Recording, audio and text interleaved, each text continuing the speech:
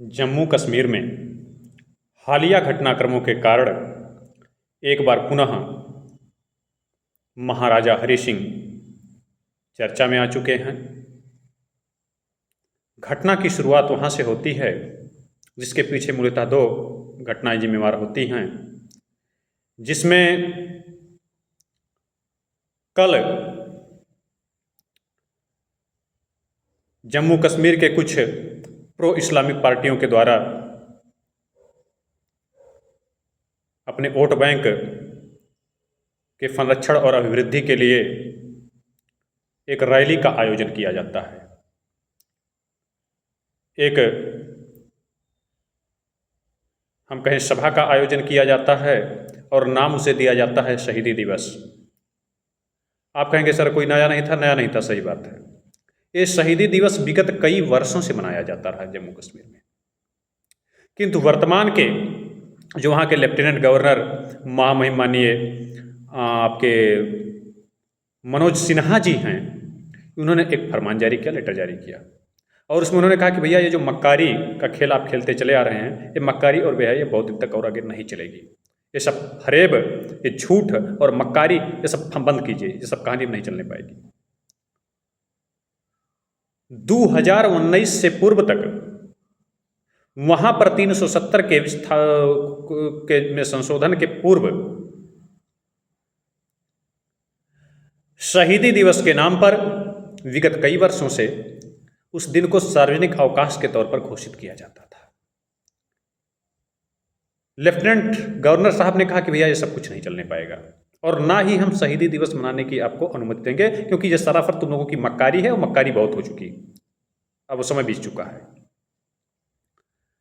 वहां के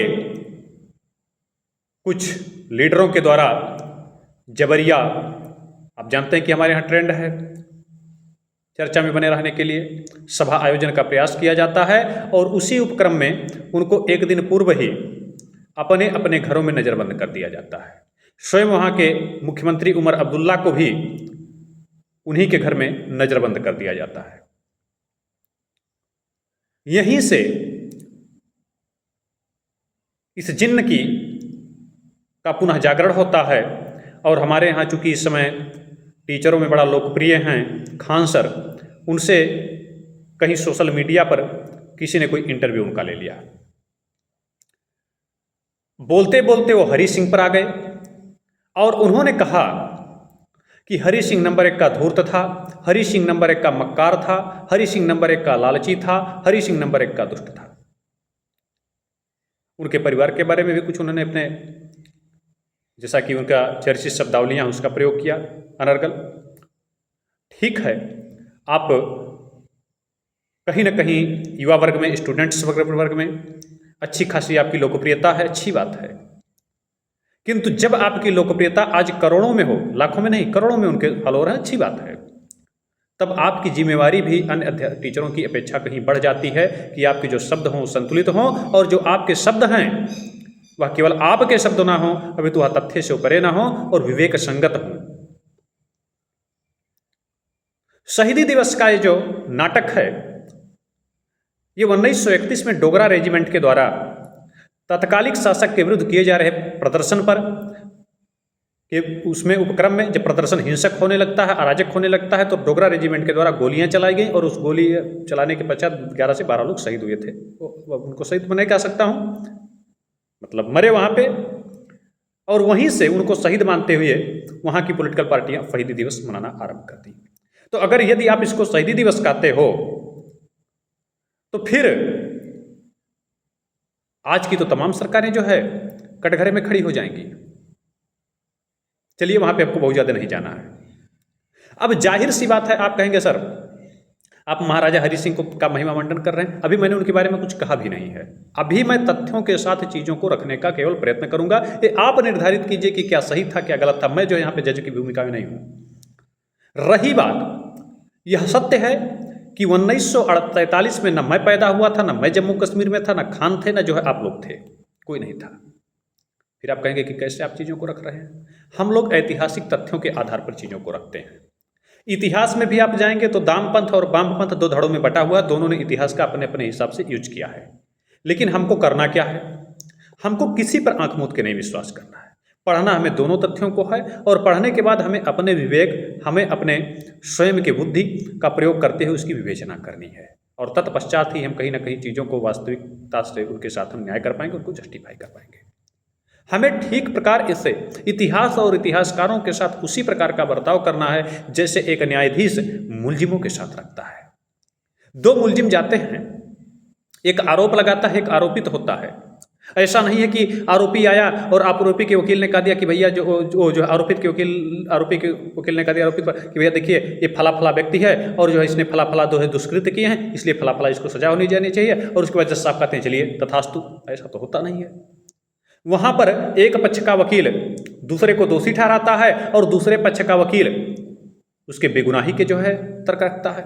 तो जज दोनों तर्कों को सुनता है, दोनों जो है सबूतों को रखता है, और उसके बाद विवेक सम्मत वह स्वतः निर्णय लेता है सुनने के पश्चात। तो ठीक उसी प्रकार हमें इतिहास का भी अध्ययन करना है, चाहे वो वामपंथ हो चाहे दामपंथ हो, दोनों इतिहासकारों का हमें अध्ययन करना है। इतिहास के तथ्यों और कथ्यों को जुटाना है, और उसके पश्चात स्वयं के विवेक का परिचय देते हुए हमें एक निष्कर्ष तक जाना चाहिए। यदि आपके फॉलोअर्स जाते हैं और बतौर आप शिक्षक हैं, वैसे तो मैं इन लोगों को शिक्षक नहीं मानता हूँ, जो यूट्यूब पर बैठे हुए लोग हैं शिक्षक नहीं है, ये फॉलोअर्स और व्यू के लिए कुछ भी कर सकते हैं। बीच बीच में आप पढ़ाते हुए जो है अलग अलग शब्दावलियों का प्रयोग करते हैं, तो आने वाले जो है समाज में तो बच्चे ही जानते हैं कि भैया चलिए ये आम भाषा है, क्योंकि जब गुरुजी ऐसा कर रहे हैं तो ये आम भाषा है, इसमें कुछ को दोष नहीं है। तो चलिए उस पर मैं बहुत ज्यादा नहीं जाता हूं, अपने आता हूं विषय पर। हरि सिंह, अब हम यही विवेचना करेंगे कि हरि सिंह मक्कार, हरि सिंह दुष्ट, हरि सिंह नीच, या परिस्थितियों के मारे। आते हैं चर्चा को यहीं से केंद्रित करते हैं हरि सिंह पर। आप जानते होंगे कि हरि सिंह आज़ादी के समय जम्मू और कश्मीर के रियासत के तत्कालिक महाराजा हुआ करते थे। तमाम रियासतों का भारत में तत्कालिक विलय कर दिया गया, किंतु तीन रियासतों के संदर्भ में चुनौतियां उत्पन्न हुई: जूनागढ़, हैदराबाद और जम्मू एंड कश्मीर। कुछ लोग जम्मू कश्मीर की तुलना हैदराबाद रियासत से करते हैं, जो कि मुझे लगता है कि थोड़ा उनको अपने ज्ञान को पुनः सुधार लेना चाहिए। जम्मू कश्मीर और हैदराबाद रियासत की समस्याएं अलग अलग थी बिल्कुल।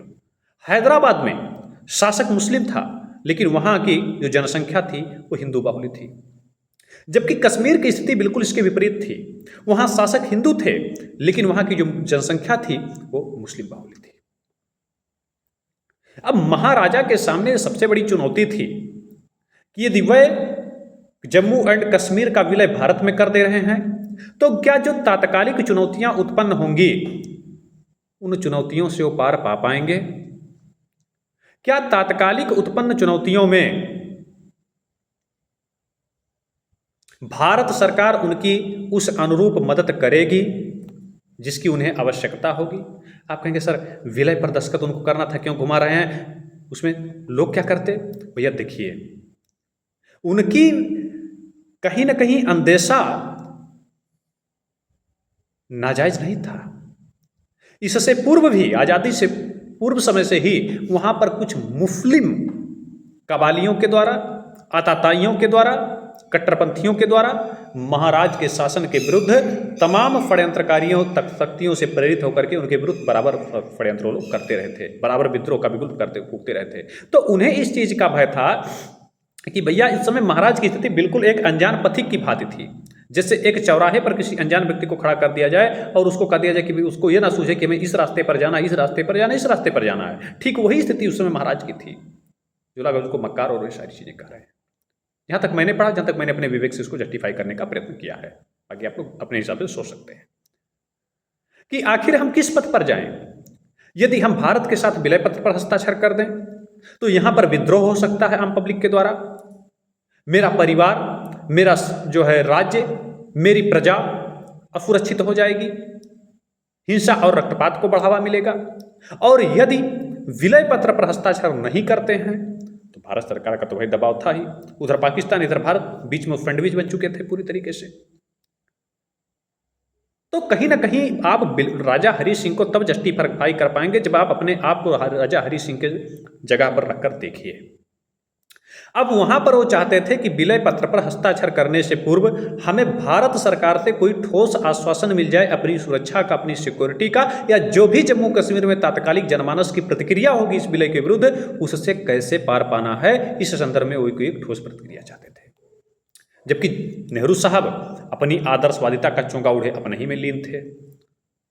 कहीं दूर दूर तक दिखता ही नहीं था कि वो एक पॉलिटिशियन बात कर रहा हो।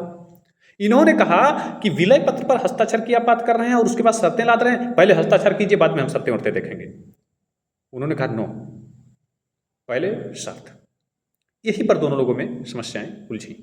नेहरू ने क्या शर्त रखा कि आप बिना किसी शर्त के सर्वप्रथम जो वहां शेख अब्दुल्ला, जो आज उमर अब्दुल्ला हैं, इनके पिताजी क्या हैं, जो है फारूक अब्दुल्ला, और फारूक अब्दुल्ला के पिताजी हुआ करते थे शेख अब्दुल्ला। उन्होंने कहा सबसे पहले आप शेख अब्दुल्ला को रिहा कर दें। कहेंगे शेख अब्दुल्ला बीच में कहा गया, तो शेख अब्दुल्ला के द्वारा बहुत समय पूर्व ही तत्कालिक शासक के विरुद्ध कबालियों के समर्थन में वहां पर प्रजातंत्र लाने की जो है एक प्रकार से देखा जाए चोले में, उनके विरुद्ध चोंगे में पहले से आंदोलन चलाया जा रहा था, विद्रोह का आंदोलन चलाया जा रहा था।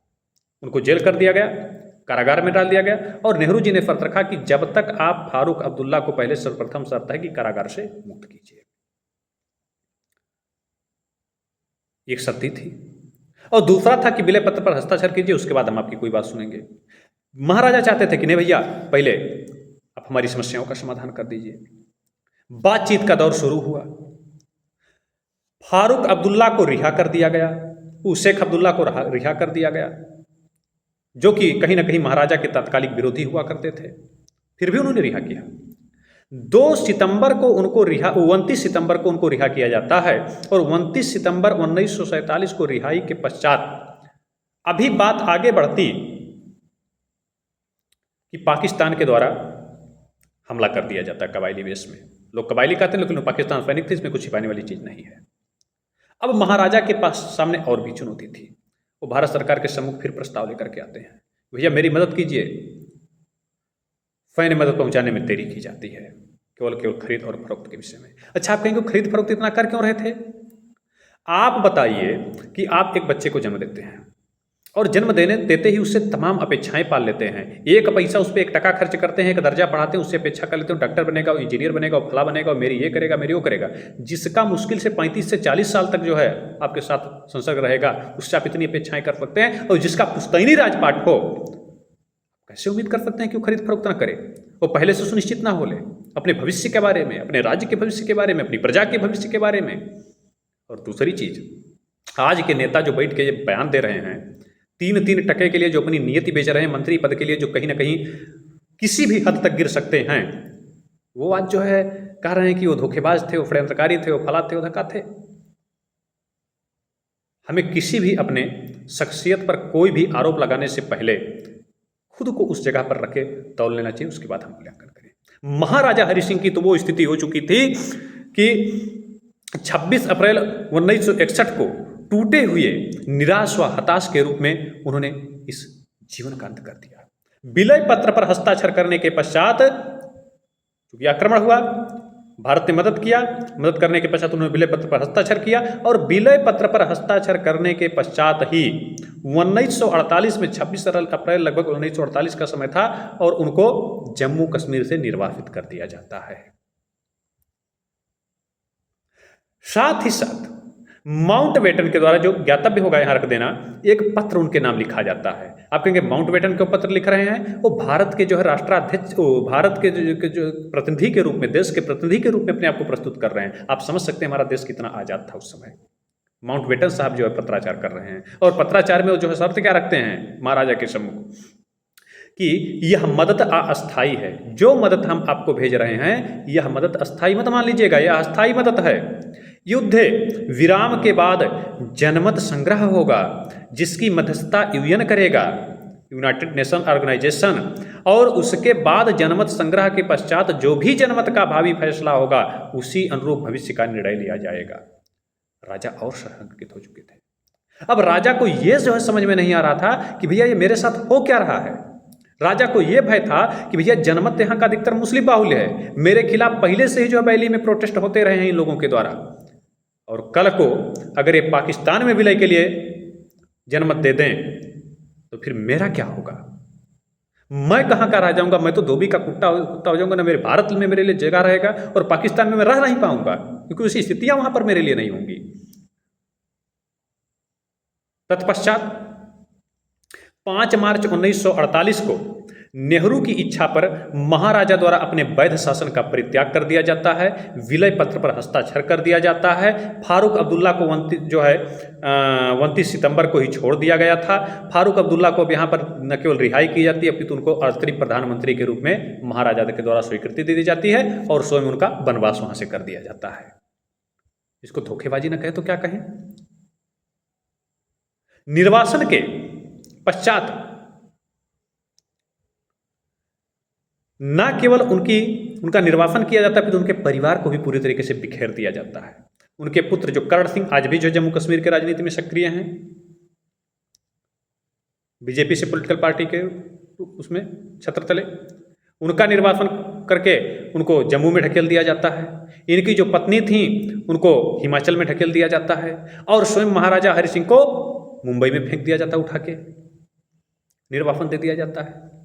परिवार के 3 सदस्य, तीनों को अलग अलग कर दिया जाता है। यह था न्याय, जिसके लिए आज इस प्रकार की ओछी बातें हम लोग करते हैं। समझना चाहिए चीजों को। फिर उसके पश्चात अन्य रियासतों से उनके लिए बिल्कुल भिन्न प्रकार का बर्ताव किया गया। जहां अन्य रियासतों पर विलय पत्र के हस्ताक्षर के पश्चात अन्य रियासतों के साथ एक सम्मानजनक व्यवहार किया गया, उनको प्रिवी पर्स में जगह दिया गया, उनके प्रिवी परिषद को बहाल रखा गया, उनको वहां का संवैधानिक राज्याध्यक्ष जो है बनाया गया, साथ ही साथ उनकी पेंशन बहाल रखी गई।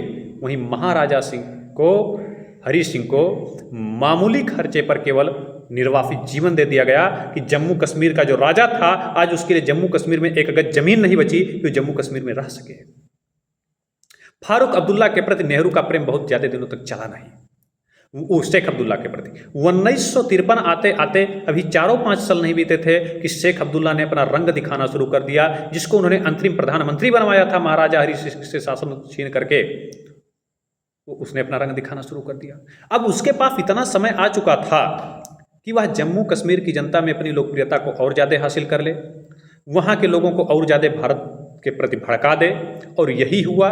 और जाहिर सी बात है कि जब तक कि नेहरू जी की आंखें खुलती, उनको बर्खास्त करते, 1953 में उन्होंने बर्खास्त कर दिया शेख अब्दुल्ला को, लेकिन तब तक चीज़ें बहुत बदल चुकी थी। दूसरा चीज़ क्या था कि नेहरू जी कहीं न कहीं अपनी हठधर्मिता के कारण, उस समय एक विकल्प था कि आपने शेख अब्दुल्ला को यदि बर्खास्त किया था, उस समय यदि आप महाराजा सिंह को वहाँ पर सक्रिय रखते तो कहीं ना कहीं कुछ सहानुभूति उनके साथ होती, और सहानुभूति के उसमें आप कश्मीर की स्थिति को बहुत ज़्यादा नियंत्रित कर सकते थे। लेकिन अब नेहरू को तो अपना घमंड, वो पहले से जलन रखते थे राजा हरि सिंह से, वही उनको निर्वासित जीवन जीने के लिए विवश किया गया। तत्पश्चात महाराजा हरि सिंह से जो कश्मीर पर महाराजा हरि सिंह का शासन हुआ करता था, उसकी संपूर्ण क्षेत्रफल अगर हम जाएं तो 2,22,600 वर्ग किलोमीटर लगभग था, और जो आज हमें वर्तमान में जम्मू कश्मीर मिला है उसका जो है क्षेत्रफल 1,00,000 वर्ग किलोमीटर से भी कम है। आपके लिए जम्मू कश्मीर एक टुकड़ा हो सकता था, लेकिन महाराजा के लिए जम्मू कश्मीर उनकी आन बान शान थी, उनके लिए जमीन का एक टुकड़ा केवल नहीं था। तो आज छिप लगाने से पहले हम लोगों को देखना चाहिए। निस्संदेह नेहरू जी एक आदर्शवादी लीडर थे, लेकिन हमें 2-3 चीजों का ध्यान रखना चाहिए।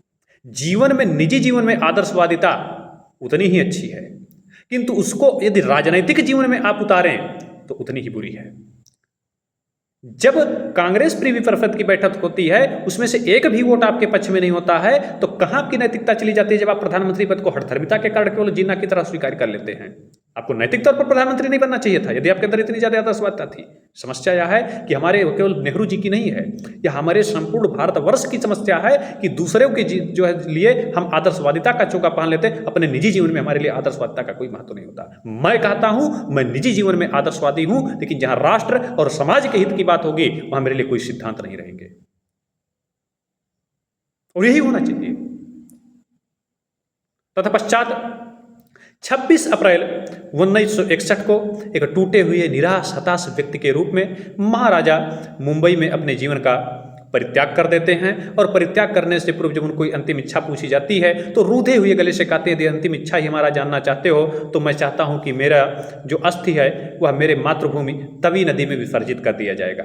मुझे गंगा यमुना की कोई परवाह नहीं, मेरे लिए सबसे पवित्र मेरी तवी नदी है। जो लोग जो है उनको लालची और स्वार्थी के रूप में परिभाषित करते हैं, कहीं ना कहीं इस वक्तव्य में उनकी पीड़ा छिपी हुई थी कि कितना उनको कश्मीर से और जम्मू से प्रेम था।